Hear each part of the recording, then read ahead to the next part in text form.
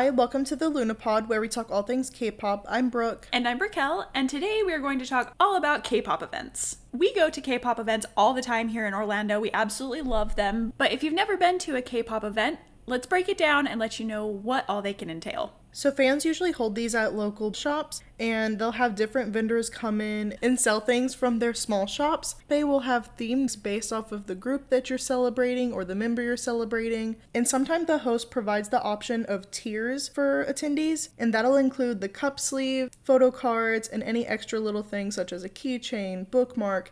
Some hosts provide a pinwheel when you're picking up your cup sleeve to spin for a prize. Sometimes, depending on the event, those prizes on the pinwheel will be inclusions in the tiers. And sometimes they'll have Plinko boards. It's all sorts of little games that they'll have where you can win more prizes. Now, the tiers are something that you pay additionally for. You can just get extra items on top of that if you buy the tiers. Or you can support the vendors. There's lots of things to buy. It's a lot of fun. And we typically get our drink first, then our cup sleeve, and then kind of wander through the vendors. And then at the end is when we decide to go to what everyone usually has, a photo spot. Those are my favorite part of events. Yes, me They're too. themed so cute, and I'm a sucker for pictures. Yeah, they'll have cardboard cutouts, standees, big posters, photos along the wall. And furniture and like different sparkly furniture. things and little signs you can Banners. hold up. Yeah, it's like a photo booth essentially. Some events will also have giveaway raffles where they'll give away all sorts of fun prizes, sometimes including albums. There's a lot of little things that you can grab from these events. And sometimes it's not always in relations to someone's birthday or a group's anniversary. It might just be held in order for fans across different fandoms to trade photo cards. Some of them can be really based on random stuff like that. There was one recently where it was a Valentine's Day themed where you literally went to make friends. So that was really cool. There's also all sorts of ones where they do movie screenings and roller skating, all sorts of events. Basically anything you can think of, there's probably someone out there doing an event in relation to it. Something fun, but make it K-pop, so more fun. Overall, these events really just bring K-pop fans together, and it really helps add to create that community feeling that we have, which is kind of the reason that we started this podcast in general. We realized that there is a huge K-pop following in Orlando, and because there's so many events going on and so many things in relation to K-pop happening in general, it's really created a community here. It's always fun because you kind of see familiar faces throughout different ones, whether they're vendors or just other attendees as well. Absolutely. I feel like we've become acquaintances with quite a few people just attending these events all the time. K-pop events are loved by so many people, and there's so many events happening all the time. I know that we are personally very curious about what goes into hosting these events because they're sometimes very extravagant very complex. And I'm sure other people out there are also curious about what goes into hosting these events. And so today we have some very special guests with us to get a closer look at how fans host K-pop events. Would you guys like to introduce yourselves? I'm Amber. I'm from Magic Shop Events. I am the co-owner along with Genesis. I'm Genesis. We are 7 Events. I'm Kaia.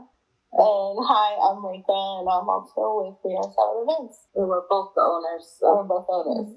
Awesome. And stay tuned till the end. We're going to have a very special announcement later on in this episode. So let's jump right into our questionnaire. Let's start with some basic introduction questions. So how did you guys get into K-pop? Ooh, can I start? Well, I got into K-pop from my sister. She's the one that introduced me to it, and then I fell in love with everything, the music, all the artists, everything like that. I actually got into K-pop because of her as well. So if you don't know, we're actually a mother-daughter team. So that's awesome. Kaia's my daughter, and my other one she's the one that actually got us into K-pop as well. She's been into K-pop for a while and just always listening to it, and then we just kind of fell into it as well.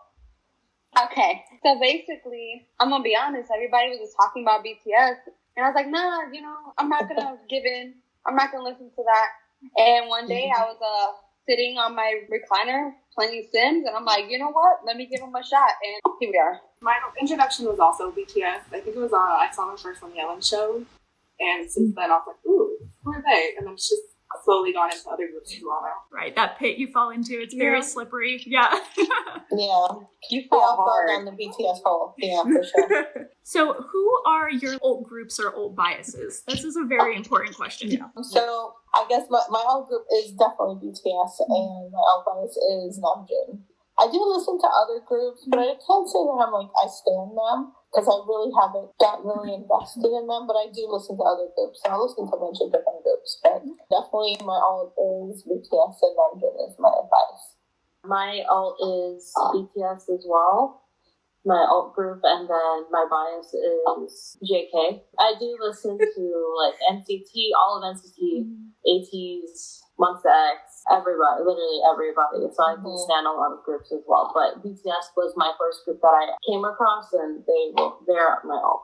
I gotta say, my alt group is also BTS, and my bias is JK. Love the little peekaboo photo you've got going on there. Yeah. Glad he could join us. I do listen to other groups. I just haven't like fully immersed myself like I did with BTS, like watching one BTS episodes and researching. I kind of just stick to the music because my pocket can't take it. So I just listen to BTS. I'm very much a very certified folk music fan, but my alt group is BTS. And then We've also got a bias here. Yeah. So I know along with hosting events, you guys also own small shops. Yes. Yes. Feel free to shout out your shops here. So I have mine's fairly different than maybe everyone else's. I don't sell the typical stuff. I actually sell desserts. I actually had my dessert business for going on about 10 years. And I had stopped it for a while, but decided to start back again. So the name of my dessert business is called Indigo Sweets. And I make all different types of desserts, but I can also make like personalized ones with the different groups, with the boys and stuff like that. So one is a little bit different than everybody else's shop. That's so cool, though. Yeah, so I cool. love that. My shop is Bangtan Pin Shop. I originally first started out as only selling pins, like enamel pins, but I branched out into different options, try to understand what people like, and I usually like mix it up. But yeah, I specialize in a whole bunch of things.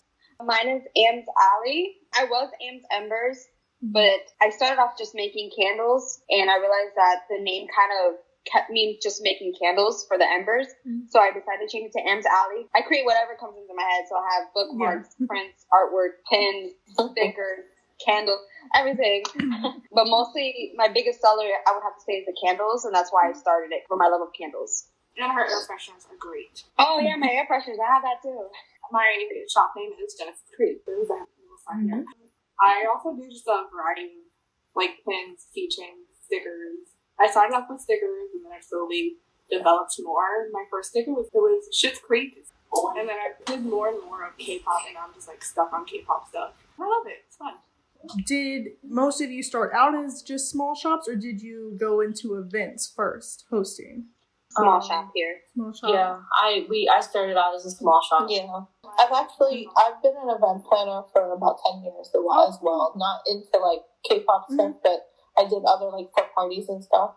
So my background is in event planning as well. So right up your alley. That's awesome. Yeah. Oh yeah. But that's fun that you can bring that background with now your new love for K-pop.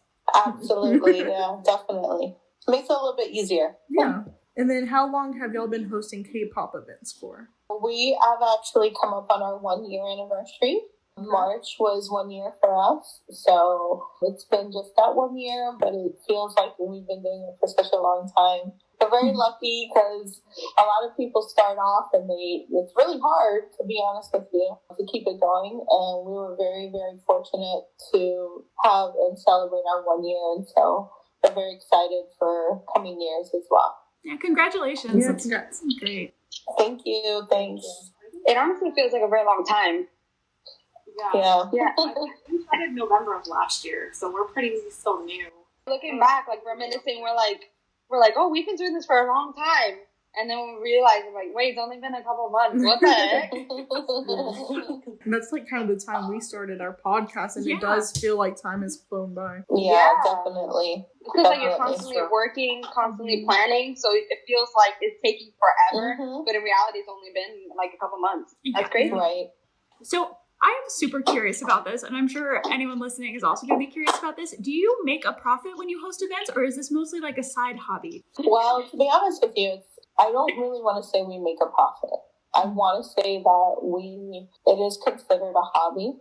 When doing cup sleeves, it's really hard to fund. That's one of the main things people don't understand. A lot of people think that you just come up with an idea and you throw a cup sleeve. It doesn't work like that. There's a lot of things that go into planning a cup sleeve. And to be honest with you, I mean, I'll be honest. I'm not going to sugarcoat it or anything. It was really hard for us in the beginning because we actually did come out of our pocket to do it first. Our very first event was Yoongi last year for his birthday, and I funded the whole thing. I didn't ask for donations. I didn't ask for vendor fees. I really didn't know how or if I was supposed to. I didn't know really how it worked. So I thought to myself, like, if I'm going to do this, I guess I got to fund it myself.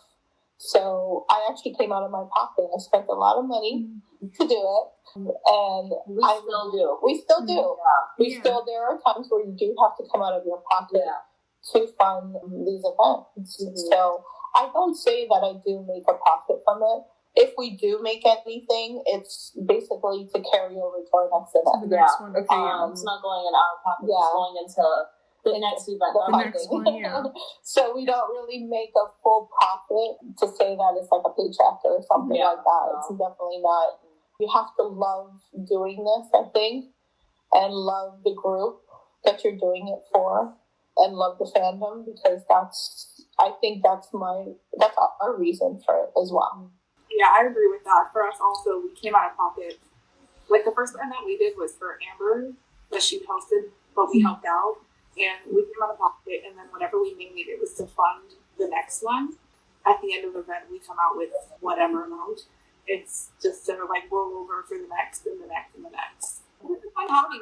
It is a fun hobby. Like Rekha was saying, like, you have to love this because it is stressful because you're putting on all this work and... I mean, you have good times and everything with people. You meet a whole bunch of people, you connect and everything. But financially, you're not getting anything in monetary value back. So you have to have passion for it because money-wise, you're not getting anything. It goes to a specific fund, and then that just goes to fund the rest. I mean, hopefully in the future, like longer in the future, we can be able to be like, hey, here's something. Maybe in the future. Yeah. Hopefully. We're all still in the learning. We're still in the learning process. Exactly. Even though it's been a year for us, I think every event we've done is just a learning process too on how to conduct these events too. So agreed. So kind of a follow-up question. Are there sponsorships with cup sleeve events, or is that something you might look into in the future, or have you done already? So after, doing many events, we did realize that we did have to, I wouldn't really say it's sponsorships. So what we do is have our vendors, we do have to charge our vendors, depending on our place that we're having. Sometimes we are charged from that venue as well. So, by charging our vendors to get a space to do their vending with us, that kind of goes towards purchases of the cup sleeves or decorations. And then we also try to do something that's called tiers, where we sell a package thing of tickets and stickers and buttons, that type of thing. So that also helps with the funding as well to carry on the event. So those are the two things we can say that are kind of sponsored. Like sponsor? No. No. We do ask for donations too. If people want to give, they can, but it's not like people are giving us hundreds of dollars or something like that. Yeah. No, it's not. It's, just basically what we make on those tiers or what we make from our vendor fees. They go towards the products and decorations and setups or whatever we need to do. That's very cool. Yeah. I think that definitely proves that this is such a passion for you guys. Yeah, it is. It is, definitely. It has to be, because if not, we'd be ripping our hairs out. It was in the towel a long time ago. Don't get me wrong, there were times where we did want to, so. We do a hosting group anonymous where we just vent and we just... And then going about getting your vendors, do you typically just hold an open application, or do you reach out to people as well? We normally host, we just have an open form. And personally, from me, on my standpoint, I reach out on my end to vendors who I feel need a stepping stone, people who are just starting up, because that's what we strive for, because we all started somewhere. Exactly. So we would like to be that host that they could be like, oh, they gave me a chance. So we reach out to those vendors privately and say, hey, you know, we're here for you. I know this will be your first event, but if you want to come run with us, we'll help you out every step of the way. So as far as reaching out, that would be like the reaching out that we do, but normally it's just an open form. That's really cool. Like as we started, you tend to like know more and more of the vendors, and you become your friends as well. So you're like, oh hey, I'm having an event. If you want to come to, you know, somebody, send the form to them. So once you start like vending at multiple events, you start getting to know all the vendors, and it's really fun. It's like a little community. You create like this little family. Yeah, especially I feel like in Orlando, there's definitely like a group of people. So kind of specific to you guys in the We Are 7 events, we noticed that you guys do a lot of like donation type situation. Like one of your recent ones I noticed was for the Orange County Animal Services. So how does an event where you're hosting for donations, does that change? Is that different in any way than your normal events that you're hosting? I think it definitely does, because when we decide to do any type of donations, we're just asking for donations for the particular organization. When we do those types of events, it's because we're just trying to do something a little bit different. We don't really ask for donations, like as far as monetary or anything.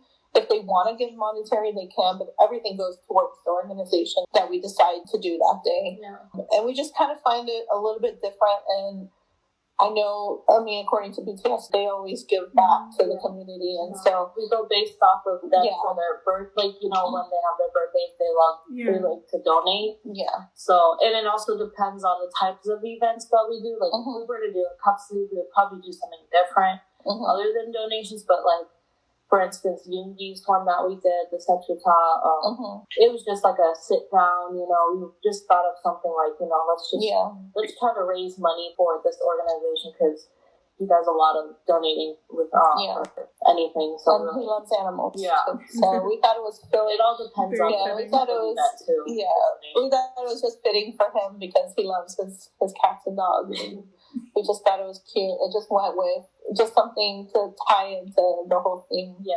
So just change it up a little bit. That's what we wanted to do. So. Yeah. And then whenever you're choosing a location to hold your events, how do you go about doing that? So it all depends on me. Well, Amber was the one that did like our location scouting. So she found like the burger place, and then right next door was the axe throwing place. And they're like, if you guys want to come over, your place as well. But it's really just going out and asking people and introducing, because not a lot of shops know K-pop events or like cup sleeve events. So you have to like explain it and be like, hey, and then kind of like tell them what you offer. So it also gets them to know that for us to host the event there, it's also going to like include sales, and it's going to promote their job as well, because people will come to our events and then also make purchases there and sales for them as well. And we were going to ask you about the axe throwing, so it's really cool how you kind of fill into that place as well.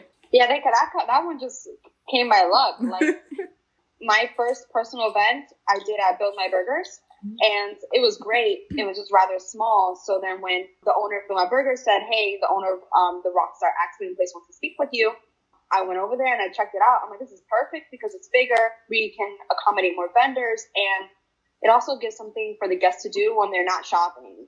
So it's not just shop. It's let's have some fun, and you guys can stick around and not just leave right after.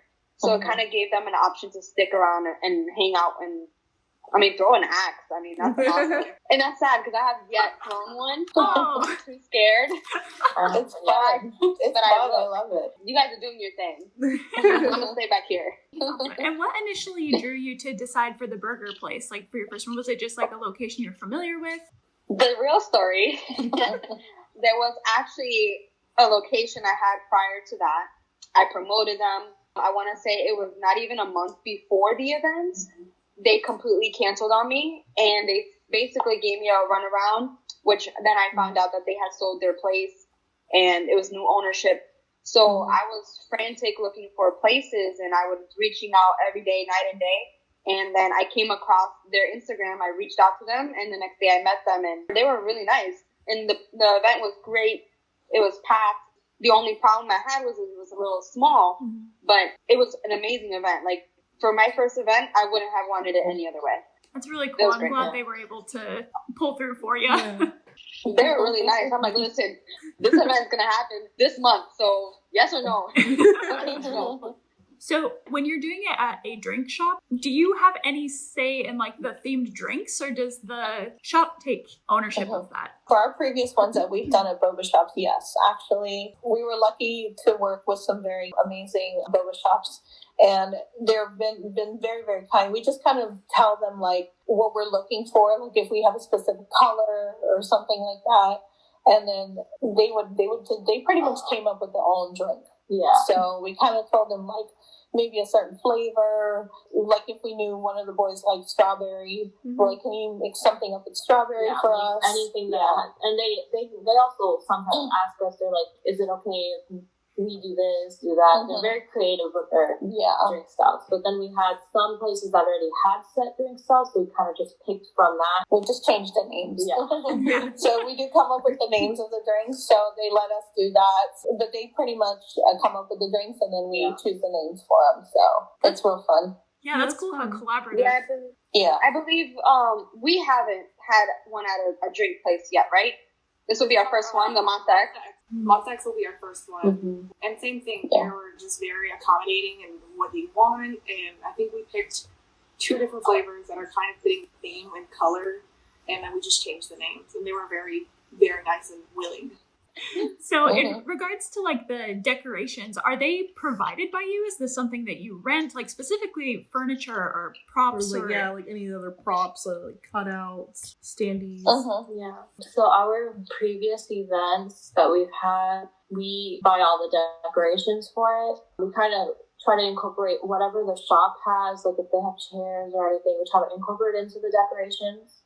But some props we do have to buy, like the little decorations and then the cardboard cutouts, we have to come out of pocket for all of those. But yeah, like I don't think we've done any furniture that we, but we never rented out anything. We try to just kind of use the space that we have and incorporate the chairs and tables and everything. Yeah, we've been lucky in the shops that we've gone to. They kind of have little chairs and things like that. Because of my event business previously, I have stuff as well. So I have like backdrops and things like that. So those have come in handy. But yeah, we do also purchase other things that go with the theme of the event. Yeah, same for us. Everything is purchased from like the funds are out of pocket. And for us, we don't have furniture in our like shops because at the Aqualine place, that's mainly where we've done our events at. This one time I had to bring a bench from my house. We didn't really have like furniture to use for like our props, but everything else is just either mom made or just like what we have here. Yeah, we tend to try to make as much decorations as we can because thankfully, like me and Genesis, we make things. She has a cricket, I don't have a cricket, but we try to make as many decorations as we can by hand to, we like that uniqueness and not just a store-bought type of thing. So we like that. I remember our first event together was the Christmas one, and you had to bring your Christmas tree. You bought your Christmas tree, and I stole my grandma's ornaments, and I was like, Grandma, I need this. And I'm grabbing her ornaments. And she goes, where are you going? I'm like, don't worry, I'll bring it back tomorrow. And a lot of these items that you go out and buy, do you kind of just keep them stashed away to use again? Or do you ever kind of give them out at the end of the day? Yeah, we try to sometimes give them out if we can, like posters or like photos, we give those out. Sometimes the cardboard cutouts. Yeah, what we'll do is like sometimes we'll also do like we'll do like the drawings for them. So that's kind of like a donation thing. So we'll do we'll ask people to buy the ticket. At the end, we'll give away the posters. So those funds too were like it's a donation. You buy $1 a ticket type of thing, and then we'll do a drawing. And if we pick your number, you get the poster, you get the cardboard cutout, or something like that. Just because we don't want to stack it up in the house, even though we still have a lot of stuff too. But we keep the majority of it. Yeah. And then typically, on average, how much time goes into preparing these events? How many months in advance do you plan these? And Yikes. That's a loaded one. Typically, I would want to say, normally start planning, me and Genesis, we have our stuff planned out months in advance. And then to actually plan out an event, like detail by detail, I would say 2 months, roughly, we take. Weekly, how much time we spend? I spend every moment I can because I do all the digital artwork, so that takes me a very long time. and Genesis is the one that produces it. So like I draw everything out. I'm like, all right, can we do this? And then she's the one that actually makes it and makes it come to life. So we have that yin and yang kind of thing going on. Every moment I can, I'm drawing something new. And so my life is consumed. Yeah. It's about the same for us too. We definitely have ideas. We have ideas ahead of time. It usually takes about a month or two for us as well. Mm-hmm. I try not to plan too much ahead, but I found myself doing it. I guess after the year experience that I've had, I realized that I could, actually plan a little bit longer than the month or two. So I do have ideas going forward towards the end of the year already that we want to do. So yeah, and another cool thing that we do is that since we are 7 and Magic Shop are really close, we contact each other and we're like, hey, we're having an event this day. Can we use it there, or are you guys using it? So we kind of coordinate that way. We're not stepping on each other's toes, because I feel like that's important. And so that also takes into account of how long we need to take to plan, because we don't want to do an event the same day they do one and stuff. So we're always in touch every day. 10 times a day sometimes, but we want to make sure that they can do theirs and we can do ours, and it's, we have time we want to be there for each other as well, because we're always there to support each other as well. So that's really awesome that you can friendship in a competitive type business. Like that's really, really cool. Of course. I feel like each other. Because I know, sometimes we were like, oh, we need to do a better event than, in the month of October, everyone's trying to do a gym event. So we're thinking, oh, I need to do my gym event better than Weird 7. So I think we're just like, oh, I have this idea that you want to do, or you have this idea, and we kind of just talk to each other, and also just making sure, I don't know, we're just do you need help with something? I got you. We're very friendly with each other. Yeah, we also talk about each other's themes. For JK, for example, we have 2 separate themes that we want to do, and so we kind of just come together okay, this is the theme that we want. What are you guys doing? And then they would say perfect. The complete opposites. We don't step on each other's toes, but we're here for you. We'll help you and you help us, and we're together. I mean, Magic Shop is Magic Shop, and we are 7 to our 7, but together we help each other. Yeah, that's awesome. I feel like you need that, and I feel like that's what BTS would want. Oh yeah, 100%. That's true. That is so cool. I definitely, from what we've all just talked about, I can tell there is so much that goes into these events and how much it means to you guys. And so let's talk a little bit more about some personal questions about these events and hosting. So is there any long-term goals that you have in regards to hosting events? I think long-term, we want to make this a well-known business for armies, and we want to travel and give people an opportunity to experience something that they probably never experienced. Yeah. So definitely long term, we want to make this into the traveling cup suite. Yeah, that's really cool. Yeah, we just came back from seeing Yoongi in Chicago, and we met so many amazing army people. It was amazing.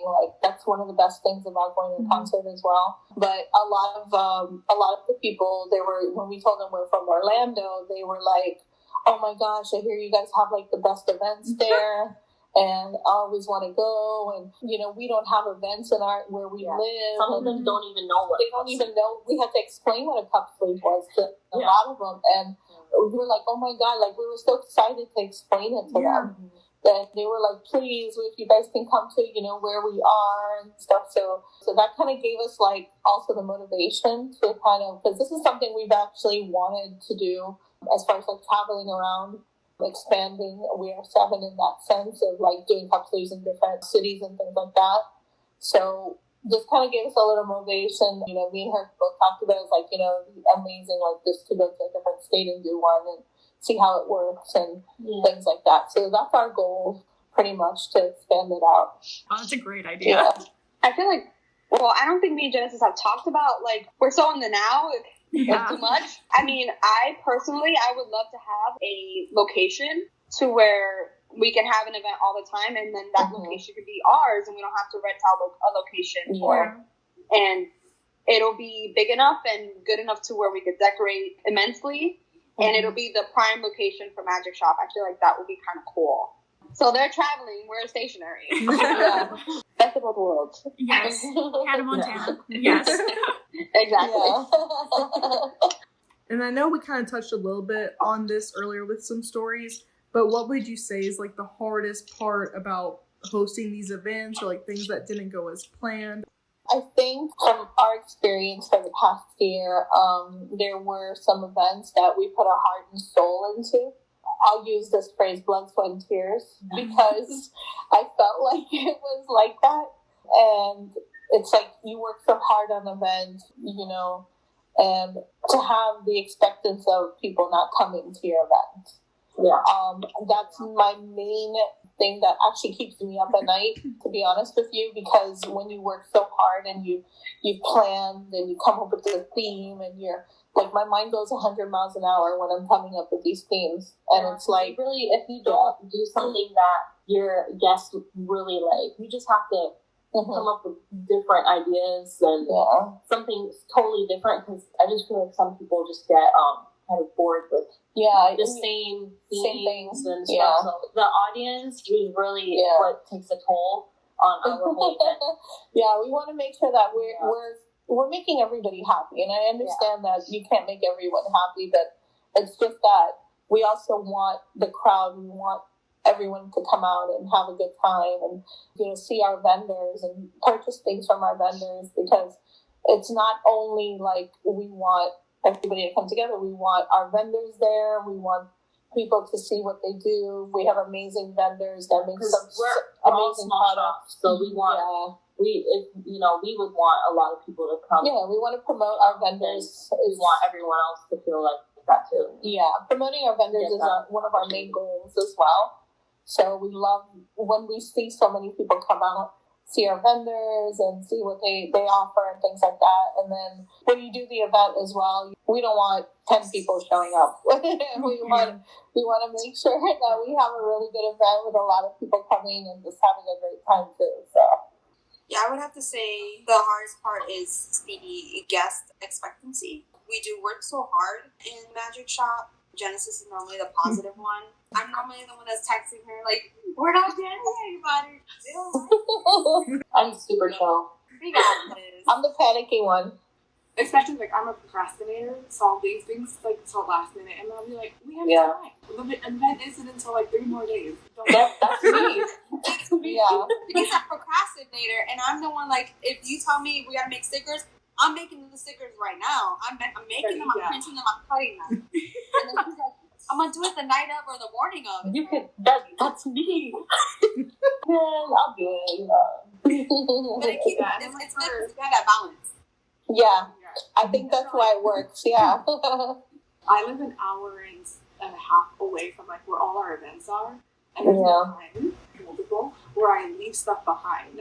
So like for our last movie event, I forgot to use the lipstick that was supposed to be part of the tier. Oh so no! I quickly texted a different friend. I'll be like, "Hey, can you stop with the like that? We kind of just like roll with the punches and usually if we forget something, we kind of just like make it up in the spot and fill whatever. Yeah. Fill the people also. Yeah. Really nice people, and that's been pretty good. But yeah, I would have to say that's the hardest part. Is like you work so hard to put an event together, and people, when they see an event, they just see a post and like, oh great, it's gonna happen. But they don't see what happens behind the scenes, and they are worrying, and you also have life to balance and everything like that, and your health. It's a lot of work for sure. Yeah. On kind of like the flip side, what events have you been most proud of? Like, are the ones that exceeded your expectations or just extremely memorable? We just did this Green Day in the Park. That it wasn't a regular cuff sleeve. We were just bringing people along to color, which was wonderful. Yeah, it was so nice. Everyone loved it. Most around was just like, guys, we did it. So I feel like that's my favorite one that we've done. I would have to say yes as well. Like, when we finished the event, we got an amazing response on Instagram, like messages like, this is great, do this again. It's not just a place where we can go and shop, it's a place where we can hang out together. And we didn't think we were going to get that type of event. We just did it to just get out of the norm, but it turned out to be amazing. Yeah. It was great. I really enjoyed that event. Yeah, it was fun. I think I have a couple of them. What's your first one? My first one, well, I thought it was just kind of different. And for Namjoon's birthday, we went to a museum and we kind of did Namjooning. So, and it was very personable. Of course he's my bias, but like, I feel like it was very personable because we actually had the whole art gallery to ourselves. And it was really because it's a very smart art gallery, and the day that we chose, it didn't have anyone there. Yeah. So kind of it belonged to us. Mm-hmm. So it was really nice, and we were able to film like a really cute video, all the people who attended, and we all hung out. Like, there's a 150-year-old tree. So we got to hang out under the tree and talk and connect with armies. And, we met a lot of new people, and it was like really nice, and they enjoyed the event. So that's one of mine. And I think I like the gin event, the alpaca. I think our gin event would be our second one. Yeah. It was when we went for Jin's birthday to an alpaca farm. And that's so fun. It was really cute. Yeah. It was adorable. It was very it had like new babies. We got to hold babies. And, it was very therapeutic, you can say, because they were kind of stressed out. So everyone was very chilled out, just enjoying it, hanging out with the alpaca. It was really nice. Yeah. And then I think my other one I would say would probably be our last one, which was for Hobie. I love the theme. I put a lot of thought into that theme, and that theme was great. They just absolutely loved it, and everything just went very smoothly for that one. So that's why we had no hiccups or anything, and it just was. I actually said to myself, I said, "Wow, this is how events are supposed to go." It went so smoothly, no problems at all. So I think those are my most memorable ones. I love how all of those kind of are more relaxing and therapeutic. It's very different from your normal cup sleeve event. It's like the perfect way for ARMY and just K-pop community to come and relax together. I love that. Yeah. Mm-hmm. I think that's why we do them, is because, like we said, everybody loves doing cup sleeves. We love them too, but we feel like we just want to step out the box a little bit and be a little different. And I think it helps also armies and people to just be a little bit sociable. We have the tendency to, everyone is, cooped up inside sometimes, and it just brings everybody together, and we bond, and we have friendships that are formed, and we just laugh, and we have just a great time together. And that's mostly why we like doing these social ones, because we can actually sit and talk with each other, and that's how we get to know each other, get friendships that are established with that too. So.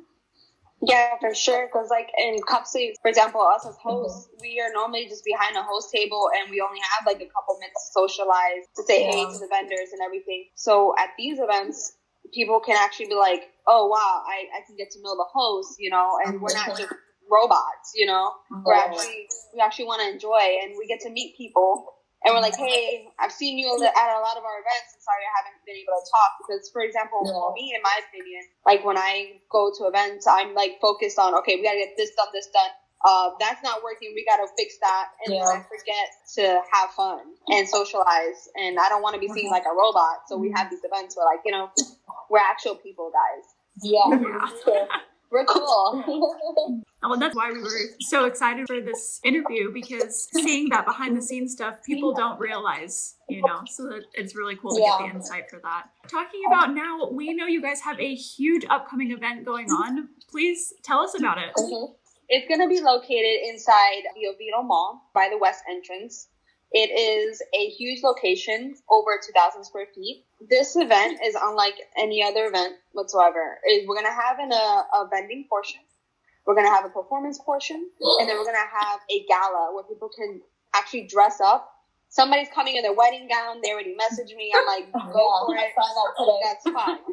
I'm all for it. So people in the mall are probably going to be looking inside and like, who the heck are these people? Dancing with their standees, and I'm like, that's me right there, dancing with JK.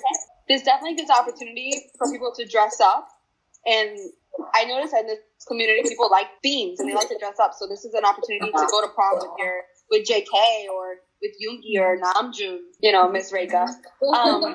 But this is an event where we can't really say much that's going to be inside. It's going to be a surprise. But what I can say is that as a guest, when you come in, the doors are going to be opened for you. You're going to walk in. You're going to be walking down a nice aisle. There's going to be something really big right in front of you, might make you tear up. There's going to be photo op opportunities, Polaroid pictures being taken, and then a huge dance floor, light shows, other stuff. Food and drinks going to be sold. Yeah. I can't really say the other stuff, so definitely one for the books. It's an experience you don't want to miss. Yeah, definitely. Yeah, when we came up with this idea, we thought of ARMY just celebrating. It is a big deal. It's 10-year anniversary for the boys, and there's no other way to celebrate them and what they've done and what they do for us and everything like that, except to have a big party. And we thought, why not we incorporate the whole prom thing, because a lot of people have never gone to prom. So, it would just be cute to be, come to prom with your bias if you want. So we thought it was just fitting, and it was going to be like a really cute thing to do. So yeah, we're excited for it. It's supposed to be like a giant celebration, celebrating their 10 years, and then just us having fun. Because our vendor portion is from 1 to 4, and then we have our gala at the night, and I feel like it's also a celebration for all the hard work that we're putting into our vendors as well. Enjoy a great time. To let loose. Yeah. Everyone. You're going to see random people dancing. Maybe Genesis might dance. She never dances. Genesis. That is so fun. That sounds definitely going to be fun. Yeah, it sounds so unique, such an amazing experience. What day is this being held again? June 17th. And if you want to learn more about this event, definitely head over to the We Are 7 Events or Magic Shop Events Instagrams. That sounds so exciting. I'm so excited for you guys. I'm excited to see the results of it. Thank you. Yeah. Us too. Honestly, it's bittersweet. We're so excited, but I'm ready to be done because it's just stressful. Yeah, I get it. I just want to have fun and be like, we did it. We did it. And go to sleep. February, roughly. February, March is when we started planning. Wow. Yeah, we did this one pretty early. Yeah. Because there's so many different things incorporated that it needs to be broken down into pieces. And with 2 different hosts that own 4 different small shops and have 4 different lifestyles and different times. Yeah. Oh, that's really cool. Crazy. There's, events are such an amazing experience. So awesome. We're so glad we were able to do this interview with you guys. So much work goes into preparing all of this, and so much love and heart goes into all of it. It was so cool hearing your guys' behind the scenes and an inside look at what goes on to hosting these K-pop events. Make sure you definitely go and follow on Instagram so you can keep up with not only this huge event coming up, but all of the events that our friends here are hosting. Thank you guys again so much. Thank you guys so much. Thank you. Thank you so much. Thank you for having us. We appreciate it a lot. That was such a fun interview. I feel like we got so much insight into how hosting events work. We did, and a lot of it was shocking. Yeah, that was literally such a cool event. They are so sweet, so amazing. And I love to see how supportive they were of each other, constantly checking in with each other about their events and making sure they're not stepping on each other's toes, but also, we mentioned, how they were technically can be seen as competitors, but they choose to not see it that way. They're friends and they support each other. And I love how they do that with vendors too. They're supporting the vendors. They want them to get recognition. It's just such a community that they've made. They all support each other. It's amazing to see. I was also shocked that Orlando is so big on events. I know. We had talked about this before where we're like, oh my gosh, Orlando has so many events. We're one of the best. And half of it's joking. Right. But also I felt that deep in my bones. And then Rekha talked about at the Yoongi concert in Chicago, people oh, you're from Orlando. We've heard about your events. And I'm that is crazy that people know that Orlando is that big in K-pop. It's literally the coolest thing ever. We hope you guys enjoyed hearing about what goes on behind hosting K-pop events as much as we enjoyed it. This was such a fun interview, and both Rekha and Kaia from We Are 7 Events and Ambar and Genesis from Magic Shop Events, we absolutely adore you guys. Thank you so much for doing this interview with us, and we cannot wait to both attend your events in the future and see what you guys come up with next. And just once again, for their big event coming up in June is the Anthology of BTS. You can find it on both of their Instagram accounts. It's happening June 17th from 1 p.m. to 7 p.m., having vendors, performances, and ending the night with a gala. So much fun. I'm so excited about this. I'm so excited too. I can't wait to go dress shopping. Me too. Now, as always, you can find us on any social media, including Twitter and TikTok at thelunapod, or you can head over to Instagram, where we post a majority of our content at thelunapodcast. We also have a YouTube and a Twitch. Basically, any social media that you can find us there. Thank you so much for tuning in. Bye! Bye!